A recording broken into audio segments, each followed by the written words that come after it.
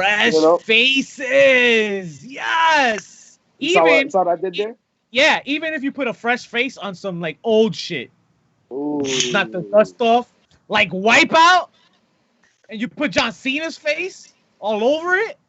And just say, hey, 2020, we got a new show for you. It's because his face needs a wipeout. That's the problem.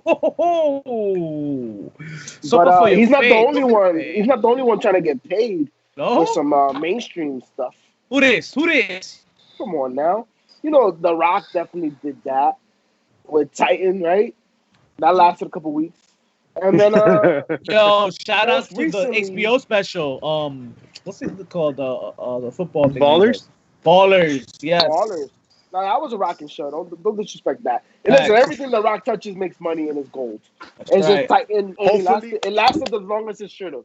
Right? I hope that XFL is popping. I hope that he makes it pop. XFL, he has the opportunity to do that. He has the popularity, and he's such a polarizing figure that players will be a president one day. You know what I mean?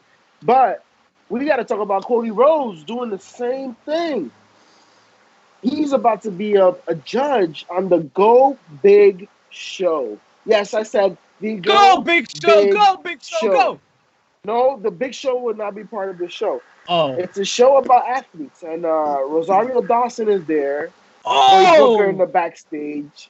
Yo, that's big. Who else? How did Cody land that? Whoa. Snoop Dogg. Cody un fresco. Because Cody is a trailblazer, folks. Like, you need to understand, Cody has received respect not only from the wrestling industry, but mainstream media as well, because he is a businessman.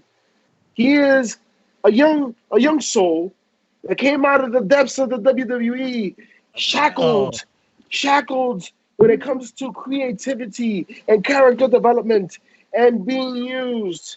And he traveled the world and exposed his greatness to all the different promotions, got to work with so many talent. And we didn't know. All he was doing was recruiting. That savvy SOB. And I mean, look at everything he's done with AEW, man. Like, it makes sense. If he's hurt right now, this is a vacation. He's making money. Cody is such an interesting case study. Like, because to me, he's like the anti-Vince. Like, he was burned in I think in his mind. He reminds me so much of Aaron Rodgers. Right? And this is why I say that. How so? Talk to me. Aaron Rodgers, the greatest of all time, so early, you want to say? Aaron Rodgers, Green Bay Packers quarterback, right, was being interviewed. I don't remember where or when or whatever, but they were asking him questions. And he was like, my 6th grade teacher said I would never play in the NFL. And blah, blah, blah. And I'm like, you son of a bitch. You're making millions of dollars. You're at like the top of your profession. And you think about your 6th grade teacher. Right? Like, who cares, dog? Like, you're but he cares. Like, but he cares. And then he went off to like list all the teams that picked ahead of him. Like that didn't pick him. I remember that draft. He waited to 25. Right, he waited to 25, and he's like, this team and this team and this team, da da da da da. And that's Cody Rhodes. That he will never forget, like, the hurt and the burn. And now, like, to me, like, in his mind, like, he's got to be the biggest star to come out of wrestling. It screams that in his theme music. Yeah.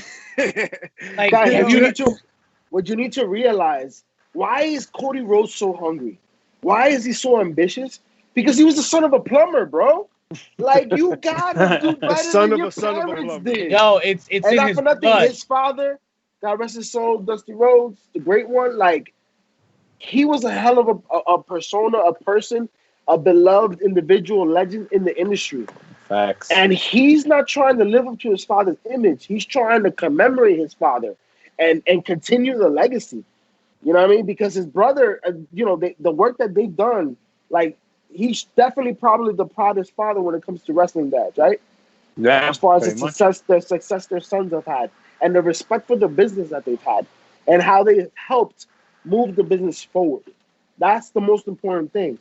And that's what Cody Rhodes brings to the table. That's why he is the antithesis of Vince McMahon, as Mistress was saying. Because he's actually into the people business. And he's going to take care of people too. Cody Word. is a good businessman, and he's gonna go out there and get eyeball. He's gonna go out there like when you're raking sand, and just gonna go rake a little bit and bring some fans in. Yep. Bring more fans into wrestling. Oh, look, you saw me judge this bullshit. Okay, Yep. now come over here. Look, I'm the star over Look here. what I'm Like doing over check me here. out right here. Oh Yo. no, and then he's gonna Mark do my a words. show. I wouldn't be And surprised then there would be a he's- gimmick on the show. He's gonna come out again with like Stephen Amell. Stephen Amell has like a thing, and he recorded Oh, a that thing with guy. him. Like, yeah. They're doing. He like wore another green tights. thing. I'm Arrow, telling right? you, bro. Green he's Arrow, gonna Green come Arrow. out on that show. He's gonna come on that show and mess with Cody on that show, and that's gonna bring people into it. Like, yes, you're 100% right. It's exposure. It's And at the exposure. end of the day, as big as he gets, I feel like when he's in the Hall of Fame and everybody's dead and he's like 180 years old and like they interview him on his deathbed, his last thing is gonna be fuck Vince. Yeah. He's just gonna live with that like for his entire. That's how I feel. I mean, I love it. I love somebody that's like driven by fire and rage. I just see it. Like I see it. It's crazy. Cody very successful, and yeah, he's holding the grudge. And I'm telling you right now, I can't wait to see what else he has planned for AEW, because that's exactly what's bumping this week.